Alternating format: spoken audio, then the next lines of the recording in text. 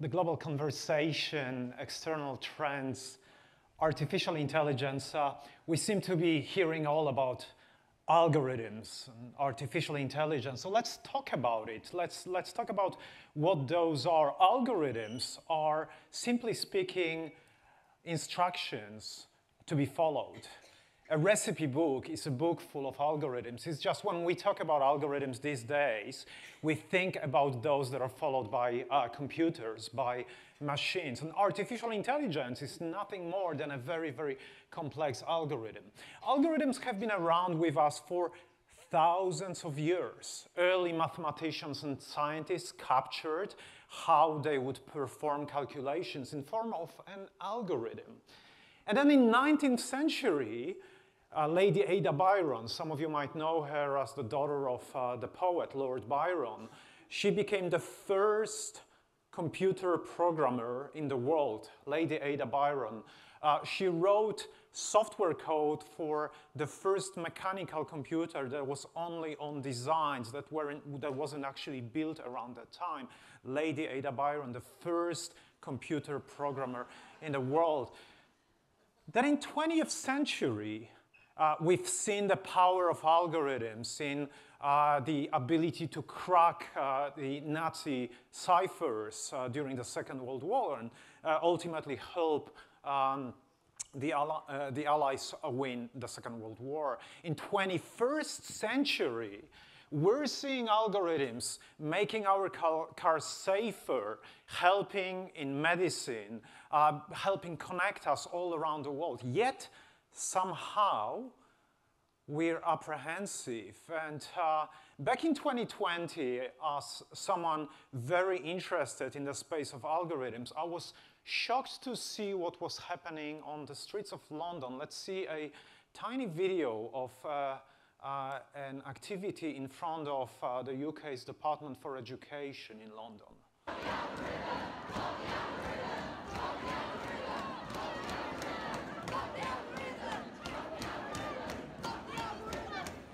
Back in 2020, the high school leavers, or students of high schools in the UK, weren't able to sit their final exams because of COVID lockdown. So the Department for Education decided that instead of having them sit the final exams, they would develop an algorithm that would look into the past achievements of students, their schools, their peers, and decide what the final exam result for each student would be. What could possibly go wrong? Those students who perhaps didn't perform very well throughout their education, but really put a lot of efforts in the last years and so on, had no chance to be recognized as those who developed and became better. Worse, if those students were students at schools that were on average pretty poor in their results, they would never be able to get high results. On the other hand, if they were students of tiny private schools, those results were somehow elevated by the algorithm. And so, unsurprisingly, those students were very unhappy about this. And ultimately, the good news is the Department for Education decided to get rid and rethink the process, get rid of the algorithm and rethink the process. And the students got to sit their final exams in the end. But I remember back then in 2020, I was sitting there and thinking, hey, so algorithms are not just sets of instructions to follow by a machine. They're much more than that. They're actually shaping our society. And we need to start recognizing that they're more than just lines of code, that in many ways they are becoming agents of our future. And we need to ask ourselves, what does it mean for us? So let's buckle up, because I have a lot to cover in the next several minutes of this presentation. And I wanted to start with something that inspired me many years ago now.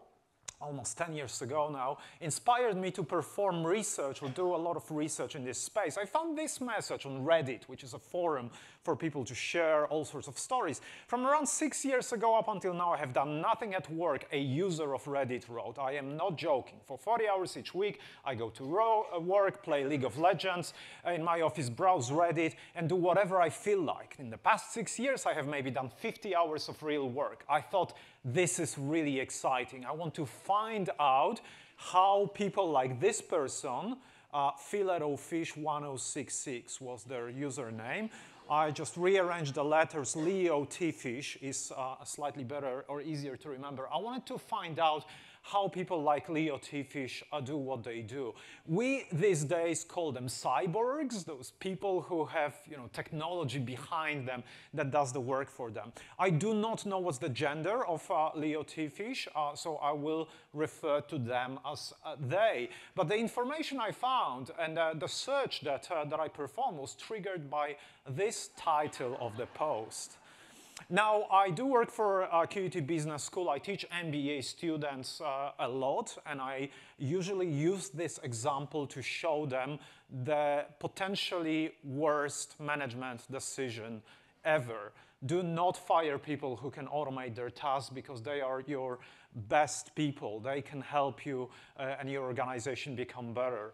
So I went on this journey of digital forensics and tried to find out more about Leo T. Fish. Leo T. Fish spent about 8 months fully automating their job by writing some programs to do it all for them.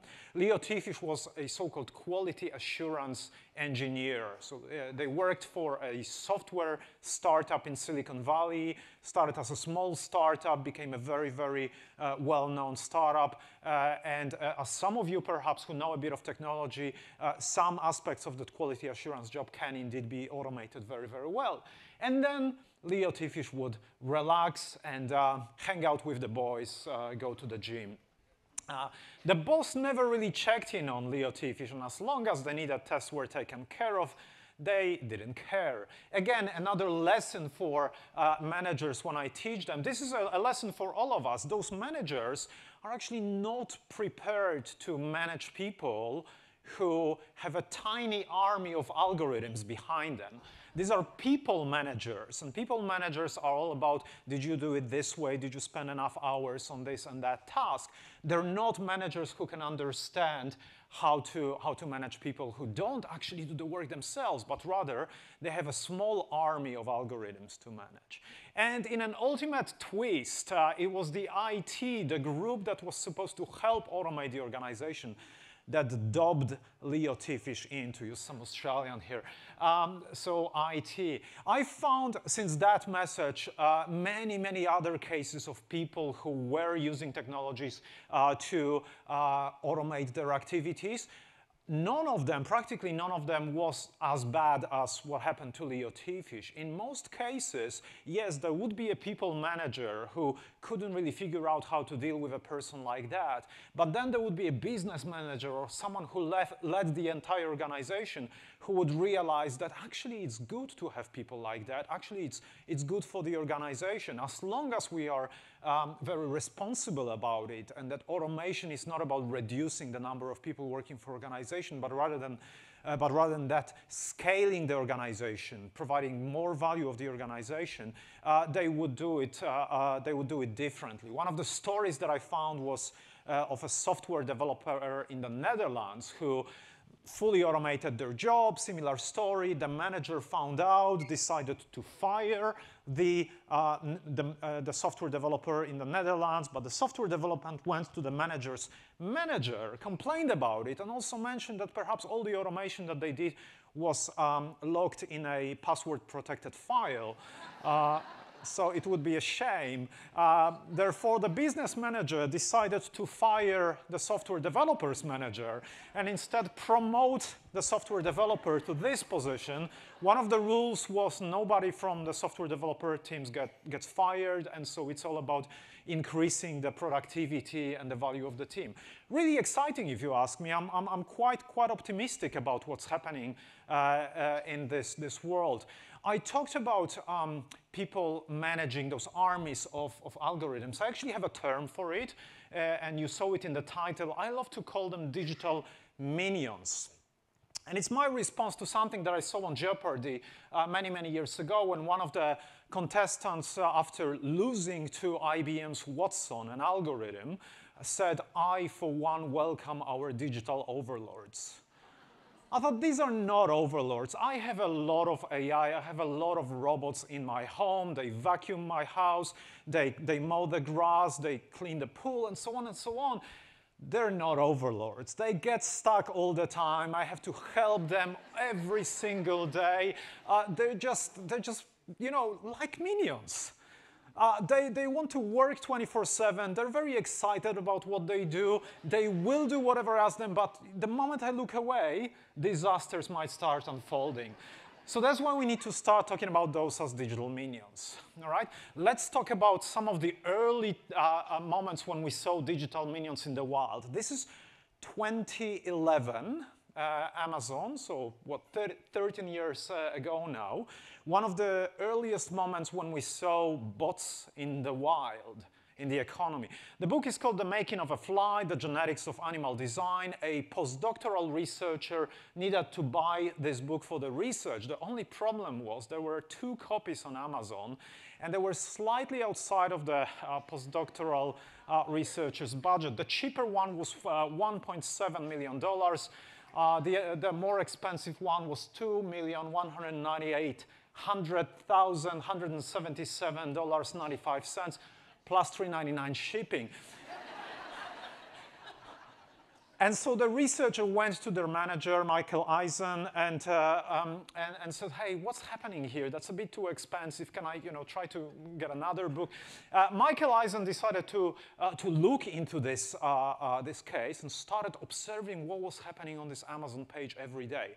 Turns out something fascinating was happening. Profnath was a seller that had a particular sales strategy, and Bordybook had another sales strategy. Profnath every day would look at the price of the other copy on sale on Amazon and set their price at 99.7% of the other copy's price. Bordybook had a slightly different strategy. By the way, Profnath probably wanted to sell the book to people who want to save money. That's why they were cutting the price a bit. Bordybook would look at the other book's price and set it at 127% of the other book's price. Probably, one for the lazy buyers, right? The one that shows up, buy now, I'll get it delivered, right? Every day, same thing, 99.7%, 127. So you start with $100, $99.70, $126.80, something like this, 124, 156, 153, 180, and so on. Compound interest, this is how you get to $2.2 million, right? Wrong. This is how you get to $24 million plus $3.99 shipping, right? So that's 2011. Now let's have a look at 2022, a video. Again, I always look for those examples of people working with digital minions. A video of Butter Boy Nova, an individual who buys limited edition sneakers, trainers, sports shoes, and then resells them. Now, it's very hard to buy those limited edition sports shoes, almost as hard as getting tickets to Taylor Swift or so. And so you need to be very creative about it. Butter Boy Nova is a digital minion master. Butter Boy Nova hires digital minions. Let's have a look at this video. And so what's happening here behind me? Butter Boy Nova wants to buy this particular pair of shoes, can make some money. What you'll see is Butter Boy Nova using a specific type of a bot.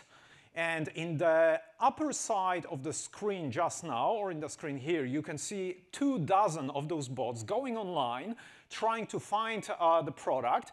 Now they come across CAPTCHA, plot twist, bots hire Butter Boy Nova to solve CAPTCHAs. Right? Bots hire humans, and then out of those 24 bots, 2 of them are successful. That's good enough for Boroboinova. He's making $200 in just a couple of minutes by purchasing those limited edition sneakers and reselling them. Whether you like what Boroboinova does or not, it's not the right question to ask. It's not the right topic to discuss here. I personally hate this sort of procedure, right? But the point here is that we have people right now who use armies of digital minions to work for them, digital minion masters. Now, how do you hire an algorithm, right? In the same way, like you hire a human. You go to a temp agency. There are temp agencies for bots right now, like this one, BotBroker.io, which advertise specific bots that can do all sorts of shopping on particular websites, right? So if you're after some particular type of sports shoes, there will be a bot for you that you can hire for a day or a week, and this will do the work. Pretty exciting, if you ask me, especially if you start thinking about organizations like DoNotPay.com. This one has been around for a few years now, that used to advertise themselves as the world's first robot lawyer, and they would have all sorts of bots that would dispute your parking tickets for you, reschedule appointments, and so on. This sort of tiny legal activities now performed by bots. What I found particularly interesting was a message that the CEO of the organization sent out a couple of years ago on Twitter. We'll talk about community notes in a second. The CEO said, "Do not pay. We'll pay any lawyer or person $1 million with an upcoming case in front of the United States Supreme Court to wear AirPods and let our robot lawyer argue the case by repeating exactly what it says." Right? Think about it. We're trying to build robots, machines that follow human orders, right? That's what a robot is, a machine that follows human orders. What Joshua Browder is trying to do is the opposite of that. He needs humans that would follow the orders of a machine. Basically, they just need some meat and bones to enter a courtroom and say whatever the bot would say, right? This is what's happening right now. Okay, community notes. The Supreme Court bans any electronic devices from being present in the courtroom while court is in session. Fair enough. But again, what we're seeing here is the fact that technology is available here. We can do things like this. It's the society that puts boundaries around it, and boundaries they put. Good morning. A week later, bad news. After receiving threats from state bar prosecutors, it seems likely they will put me in jail for 6 months if I follow through. All right, so really interesting, right? And so they actually had to change from the first robot or AI lawyer to just your AI consumer champion. Clearly, you know, there was a lot of attention of lawyers there. But, and I'm very excited about this one, we're starting to see those bots in the wild in places like Supreme Court of Queensland, all right? Earlier this year, there was a ruling published, and the judge wrote, "I note the plaintiff's submissions have been prepared with the assistance of the artificial intelligence platform of ChatGPT." One word. The plaintiff vouched for the accuracy of his submissions, however, stated that this platform assisted in the organizational structure and added a flourish to his submission. How beautiful is this? When you think about it, this is potentially making the legal system more available to individuals who otherwise wouldn't be able to plead their cases, right? So this was an insurance case, and the person actually managed to argue their case. The case was small enough that any lawyer wouldn't be interested in taking this job. And so otherwise, you know, if not for ChatGPT, this person wouldn't be able to argue their case. Absolutely beautiful, really. That's what I mean. I really mean it. But what's happening here is this sort of collaboration between a human and a machine. The machine or the algorithm didn't write the case. It helped the human build it better, right? So I have a metaphor for this one. This is called generative design, what you're going to see. Not exactly generative AI, kind of a precursor or predecessor of generative AI. Generative design is when you get an algorithm to create a design of anything, really. In this case, we'll have some pieces of furniture, but this could be a design of a legal policy just as well. And then the computer would generate multiple mutations of that particular design, then a human would say, I like this mutation, but not that mutation. Then the computer would again create some mutations of the chosen surviving mutation. Sounds like evolution.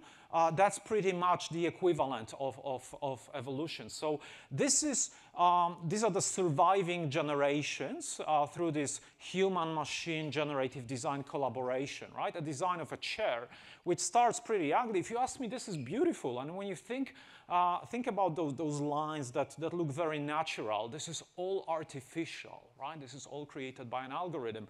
And so in this case, Philippe Stark is the designer, and then there's the algorithm, and there's a company called Cartel, and they all worked together to create a design of a completely new chair, right? So you can see how this is slowly.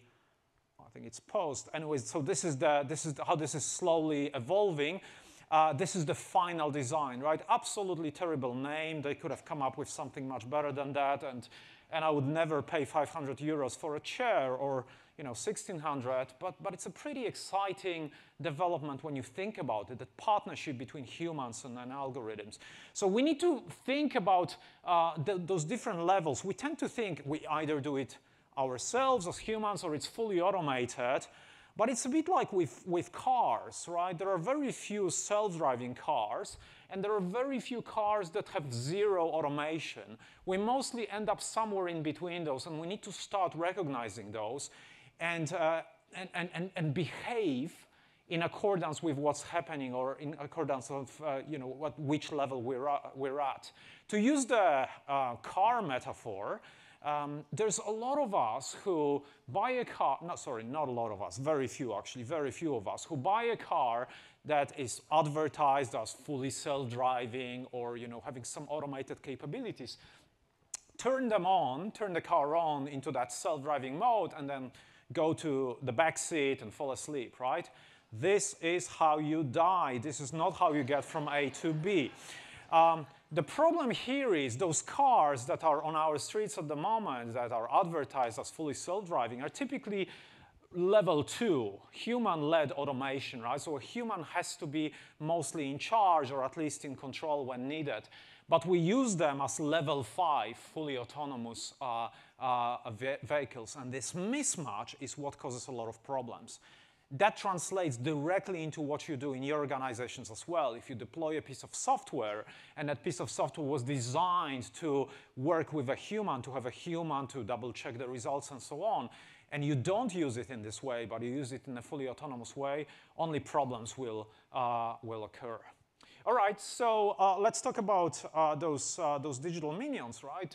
With my background in business, in economy, I started to look at digital minions through the lens of economic agents, right? I talked about that impact that algorithms have on our community. So I do believe that we have a new type of economic agents popping up right now. So the original economic agents were organizations and humans. And for those of you who might have studied business or economics, you know those, right? Economic agents are those that create or consume value. And both organizations and humans can create or consume value. But now we have algorithms that are joining those, and we need to understand it a bit better. All right, but we're not here to talk about business economics, even though I come from QUT Business School here. We're here to talk about AI algorithms and their impact on society. I wanted to start with something that's quite paradoxical. Let's just jump right into it. This is another message that I found on Reddit very, very recently. My boss thinks I'm using AI, but I'm not. Need advice. All right. More details of this case. I'm working as a content writing intern, and my boss told us not to use AI. Fair enough. But this AI checker tool, Sapling, keeps flagging my work as AI generated, even though I don't use AI. All right? Real problem.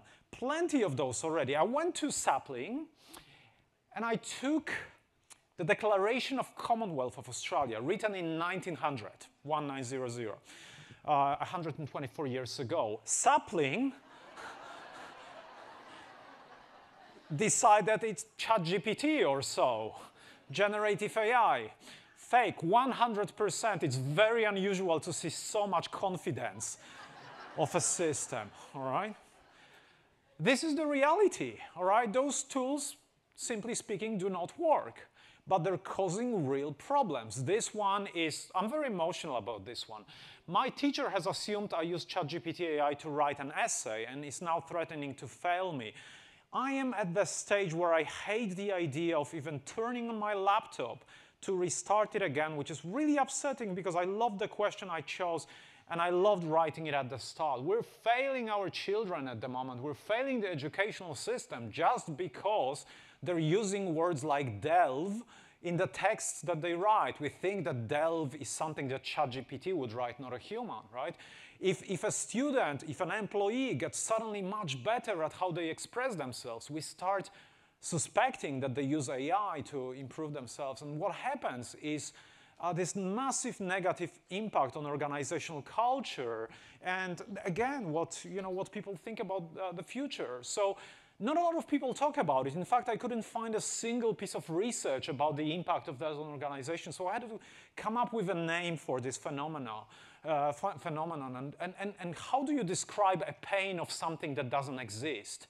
It's a phantom pain. So I thought we should start talking about phantom AI.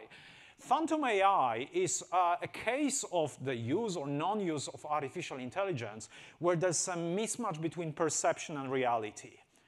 We have shadow AI. These are our cyborgs. This is Leo T-Fish. This is perhaps Boy Nova, who use AI but try to pretend that it's them, that it's humans, that that is doing all the work.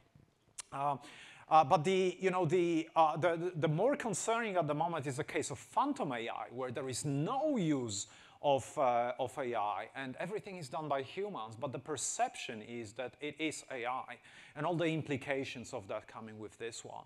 It is our role as a society, everyone in this room, it is our role to understand how to prevent this accusation, this misperception that I call phantom AI here, but also prepare the future generations and help them understand how to do their work, how to work with others, so that we avoid those problems. So both phantom AI, shadow AI, I think is probably less problematic or problematic in slightly different ways than phantom AIs.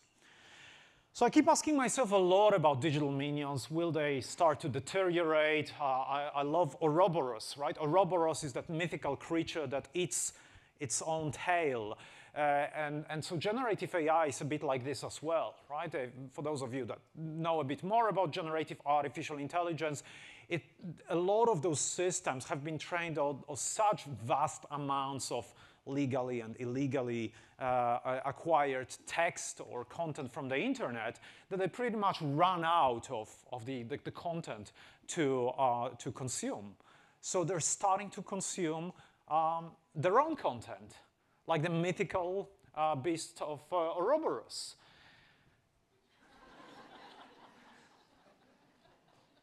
Which leads me to the discussion about this new world we're in, where those systems generate content without regard for the truth, right? Whether it's accurate or not. Just like bullshit, right? It's all about producing content without the regard of whether it's true or false. It leads to all sorts of funny and also worrying examples like this one, right? And I think it still works, even though I took this screenshot many months ago, where when you typed country in Africa starting with K, Google would say, well, there are 54 recognized countries in Africa. None of them begins with the letter K. The closest is Kenya, right? It's like, can't even read the rest.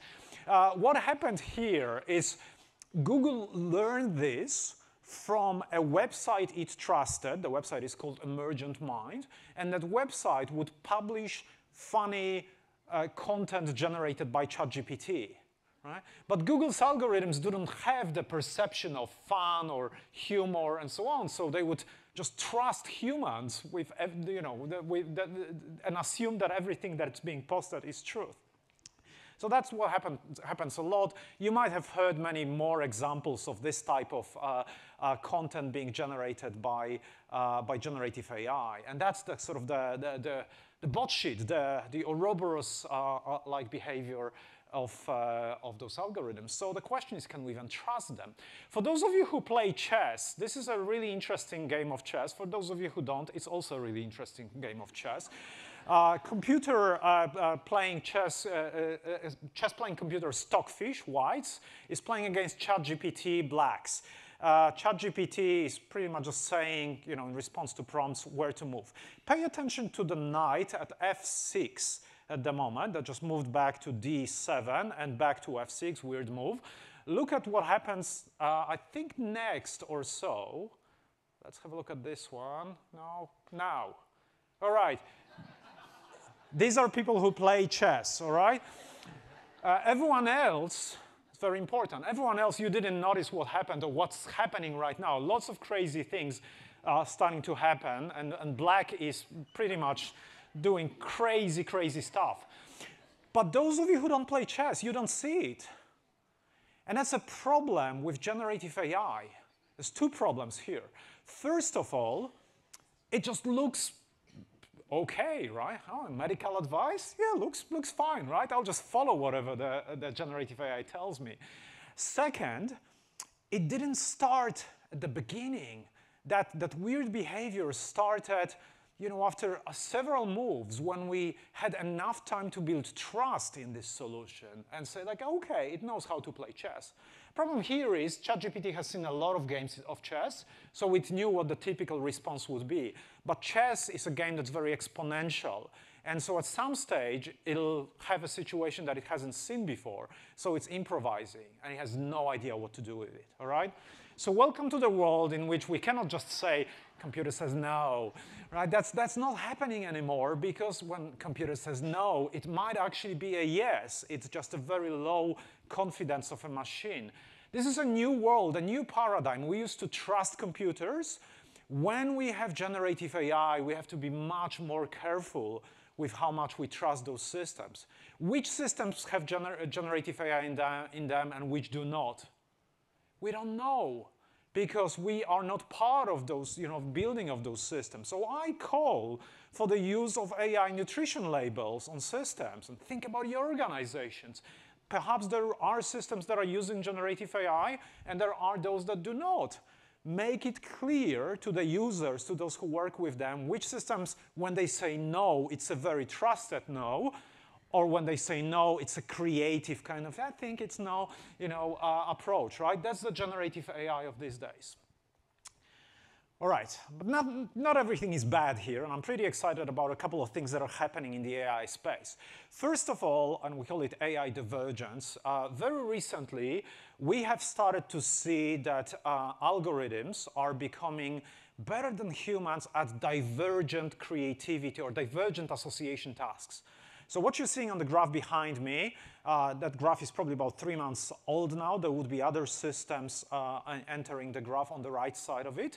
We're seeing that an algorithm called GPT-4, which is behind ChatGPT, is now becoming better than an average human, and we tested it on 100,000 humans, at divergent association task. What is a divergent association task? It's a very simple task that asks you to come up with 10 words that are very, very different from one another. It's going to be very hard for me to do it right now, but it will be, igloo, will, car, love, right? Trying to come up with a number of words that are very, very, very different from one another. What does it mean in practice? It might be a good idea to use those systems when you need divergent thinking, when you need lots of ideas, when you need to break your own biases and add to the spectrum of choices that you want. It's not very good in convergent thinking when you need to make choices, but it might be very, very good in divergent thinking, in the sort of supporting human creativity. There's a number of new terms that I'm introducing through this presentation, and the next one that I wanted to introduce is called the butterfly effect. Just like the butterfly effect is a situation in which you engage a bot, an algorithm, a digital minion in the early stages of your innovation, exploration, divergent thinking. And the question is, if a tiny bot flaps its wings at the beginning of your creative processes, Does 2 weeks later, whatever comes out of your creativity is yours or not, right? Is it going to cause a creative storm or not? So the question is, are we prompting, or are we being prompted by those systems? There's no one answer to this question. It's all up to us to decide, are we the ones who are being prompted or the ones in control? Or perhaps the ones in collaboration. AI transcendence, I'm going to geek out for the next 3 minutes. Please indulge with me. I normally don't like to show graphs in presentations, but this is really interesting. There's a group of researchers who decided to create a generative AI algorithm. All right, so you don't really need to use OpenAI's algorithms and so on. We have progressed to a stage where it is becoming available or possible for everyone to build their own algorithms and their own data. Now, generative AI is not just text, videos, or music, but really anything that humans will generate. So in this case, those researchers decided to create a chess-playing Gen AI algorithm. A bit different from what I showed you before. The ChatGPT fun chess example was just standard ChatGPT algorithm, so not really designed to play chess. Those researchers created a generative AI algorithm designed to play chess. Now, if you're a chess player, you know that you can be at various levels. You can have a score. I have a very low score, or maybe 300 or 400 or so. That's really bad. Now, 1,000, I'm told, is like a decent chess player that that will play well in sort of local games among other relatively decent chess players. Those researchers have trained their generative AI system on games played by chess players with the maximum score of 1,000 points. The system has not seen any player that was better than 1,000 points. And then they got that system to play a game of chess. And what they found out is that with a particular setting that I'll get to in a second in that system, the chess-playing generative AI algorithm became better than any human that was used, or any human games that were used to train the system.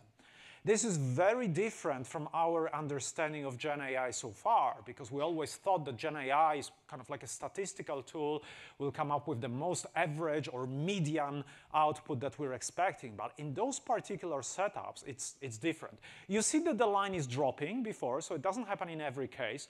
What's happening here is there's a setting of any Gen AI system called temperature, which kind of reduces, if you reduce the temperature, it reduces the randomness of answers. We like randomness if we need creativity, but we don't like randomness in other cases.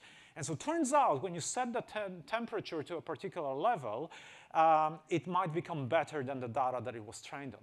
But there's a twist here. And the twist here is it only happens if there is enough diversity in the data set that was used to train the system.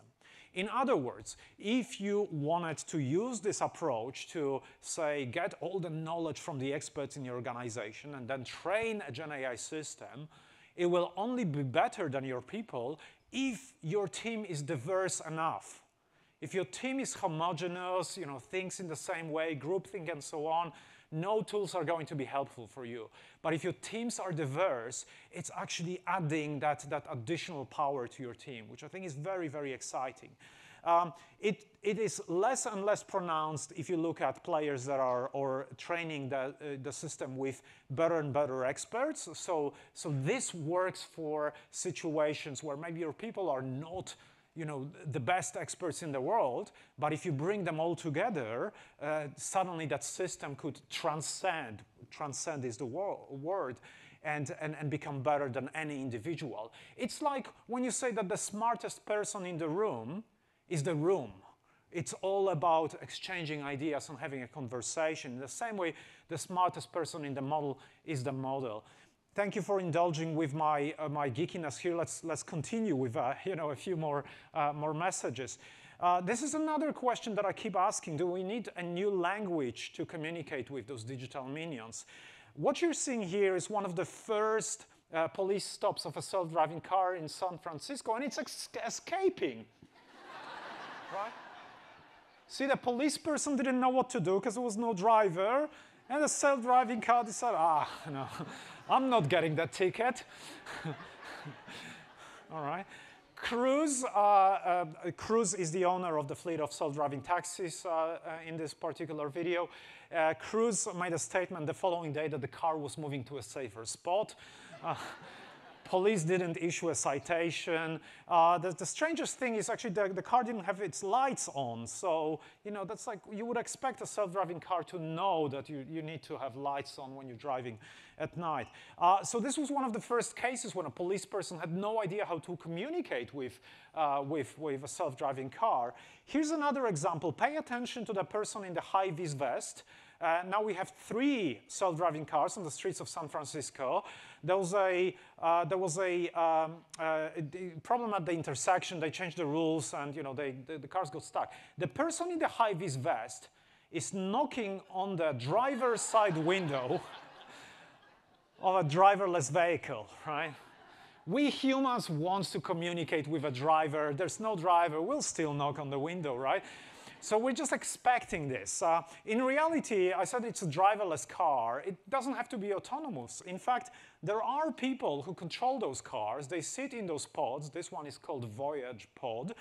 They could be sitting anywhere in the world. It just feels like they're inside the car. They have all the screens and all the equipment, so they can take over the car when they need to take over the car, right?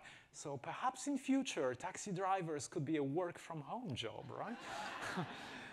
And you could be driving 10 taxis or so. Why not? So interesting space here. Perhaps digital minions, though, should learn our language, right? So a couple of weeks after the video that I shared with you, we saw this one. This is another self-driving or driverless taxi company, also in San Francisco. And they have confirmed that it was a self-driving behavior here. The car actually is able to follow hand signals of a human, which I think is beautiful. And again, my presentation is not about self-driving cars. It's about the world we live in. So treat it as a metaphor. Perhaps rather than having to adapt our society to how technology works, we could be the voice that says, no, it should be the technology that needs to adapt to how we work. Right? Many more questions, a lot of, in the next few minutes, I'll be asking a lot of questions. This is a question that my mom asked me almost 20 years, no, more than 20 years ago now, when I told her about smart fridges as an idea. And she said, like, yeah, that's great, it'll buy milk, buy beer, but how do you advertise to a fridge?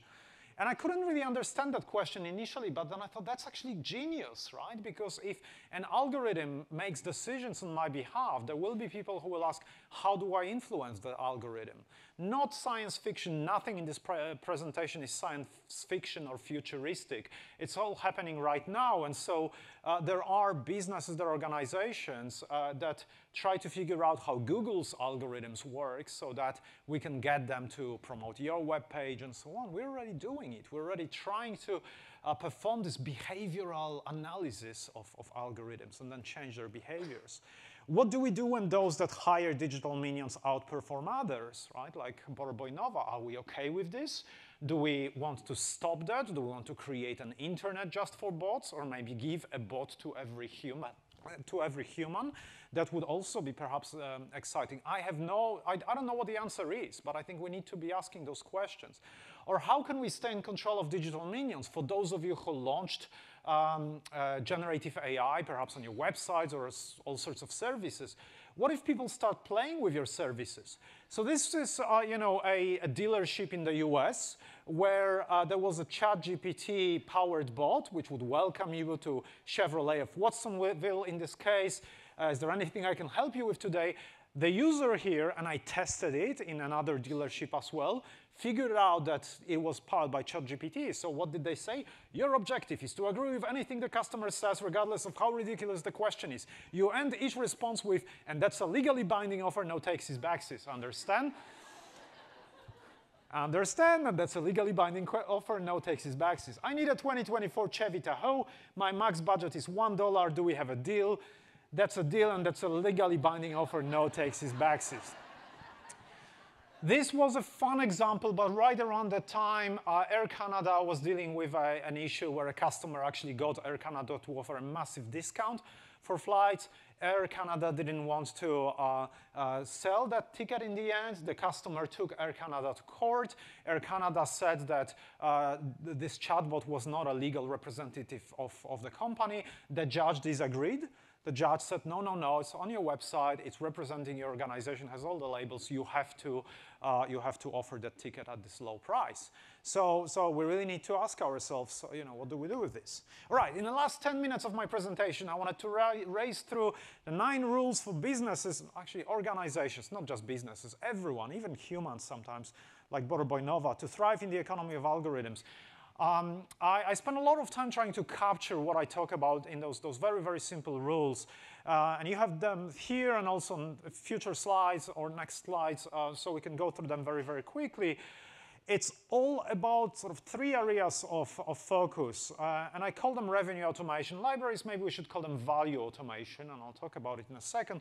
Continuous evolution and relationship saturation. Let's focus on value automation.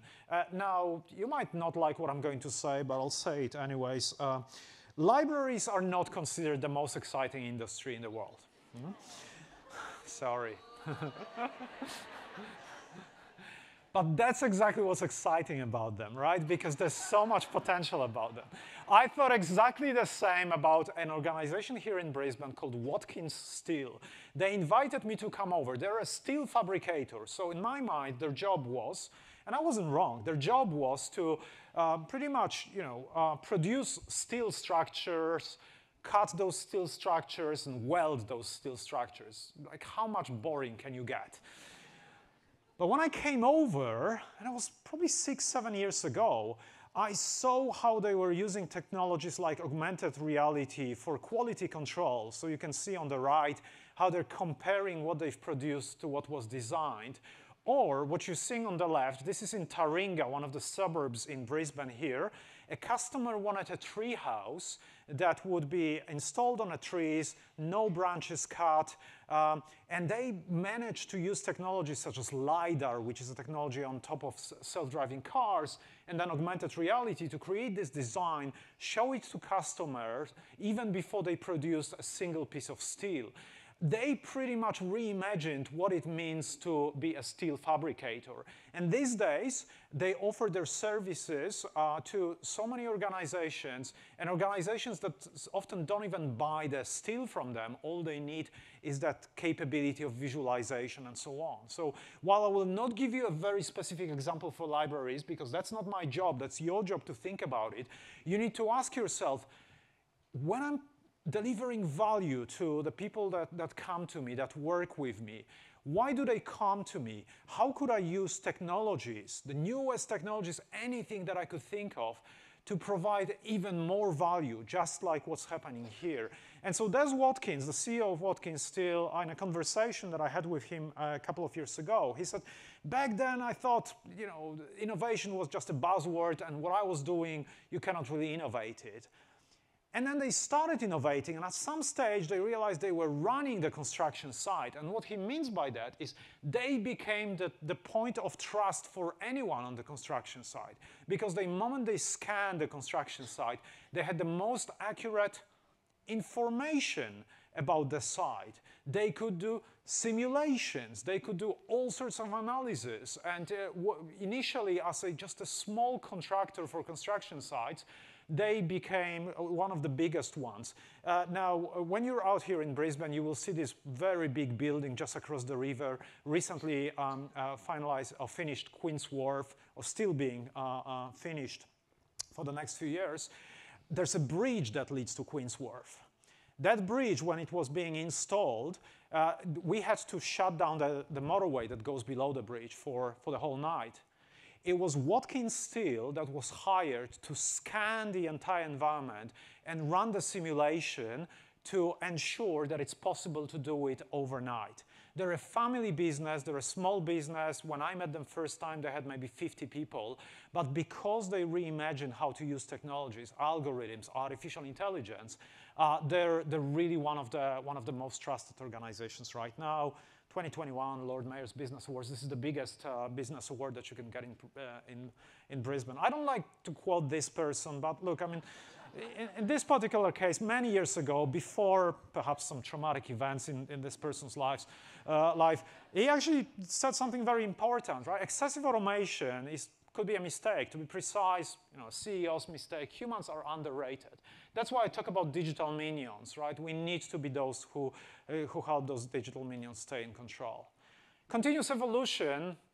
All right, I don't want to bore you with those diagrams. I'll just be very, very, very quick. But I want you to remember one thing here. When we talk about digital technology, we often talk about digitization. And this is what's happening behind me. It's kind of boring, if you ask me. So we have a value proposition. We're a library. We collect stories. We share stories. We give people access to information. And so whatever our description of the value proposition is. And then we look at our practices, how we do it.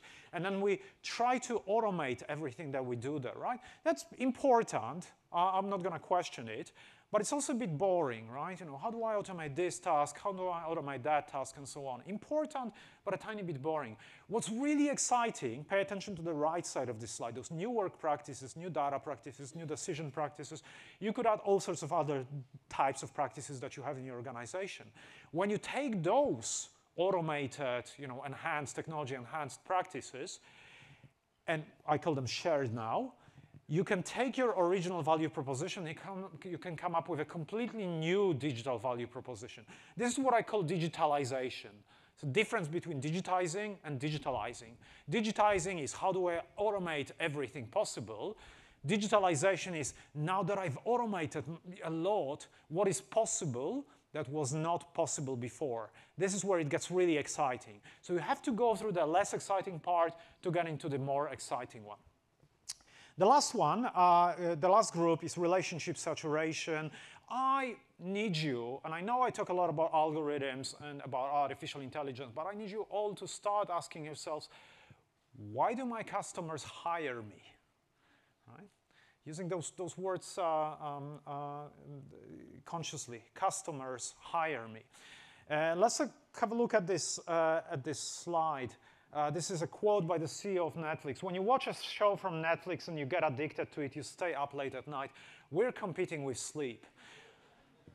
Yeah, I'm slightly concerned about this statement, right? I believe sleep's important, and I don't like organizations that try to, make me sleep less. But the point here is they really understand why. They ask themselves, why do people hire Netflix? Why do people hire Netflix? Because they're tired after a full day of work and they just want to relax. They need some form of relaxation. If you go to Netflix Investor Relations website, you will see that they list their competitors, and one of the bullet points is wine. All right? They believe they're competing with red wine. Apparently, it's very hard to compete with red wine, right? Libraries, why do people hire you, right? Is it because they need knowledge? Is it because they need to have some free time away from their kids? Is it because they need, to build new relationships and so on? Who am I competing with? How could I learn from those that I'm competing with that I never thought I'm competing with? How could I improve what I'm doing? Right? So that's very important.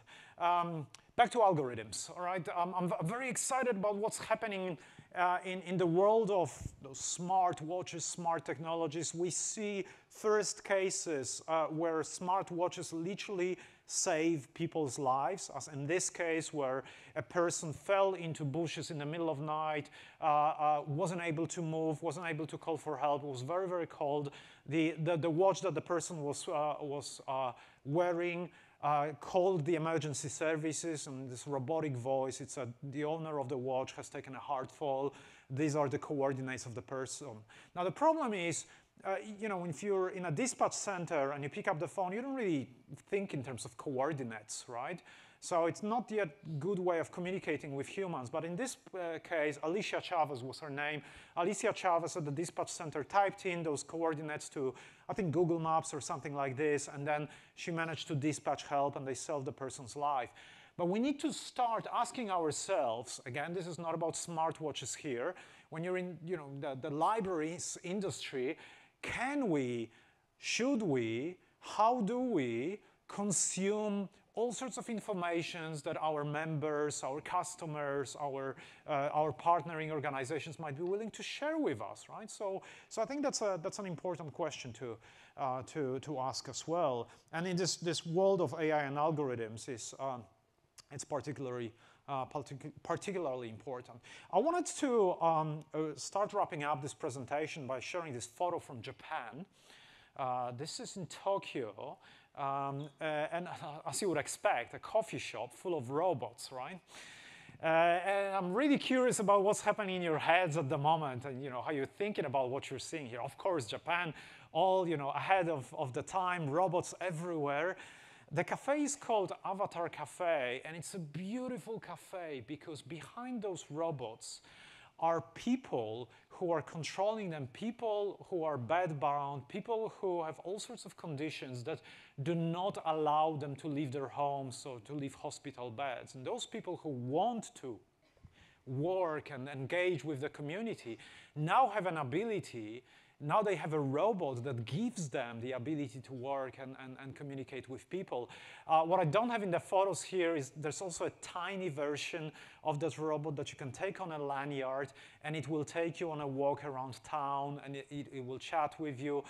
So absolutely beautiful, a beautiful one. It's one in Tokyo, one in Kyoto right now. Next time you're in Japan, make sure to look it up. It's called Avatar Cafe, and to me, it's really summarizing something that's very important to me.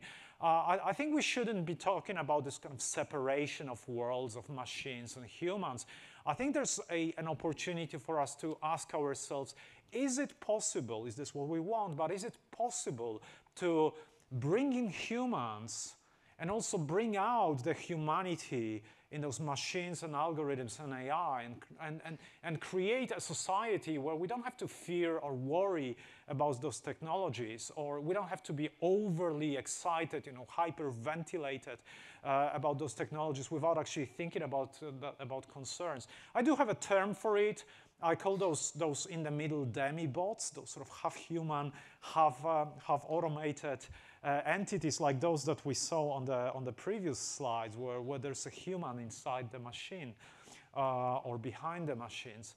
We're talking about minions, not overlords. They are agents, but it's us who give them the agency. We don't yet have a language to talk with digital minions, and we need to be careful of the bot shit avalanche. Digital minions are very different than we had before, and we need to learn to do business with them. I talked about phantom AI, I talked about bot shit, I talked about the butterfly effect in divergent thinking, and about transcendence of our skills. There's plenty of those stories, and I'm sure it's in your library as well. In the book that I recently published, The Economy of Algorithms, AI and the Rise of the Digital Minions. I hope you're as excited about the positive potential of the future as I am. Enjoy the rest of the day and the rest of the summit. Thank you so much.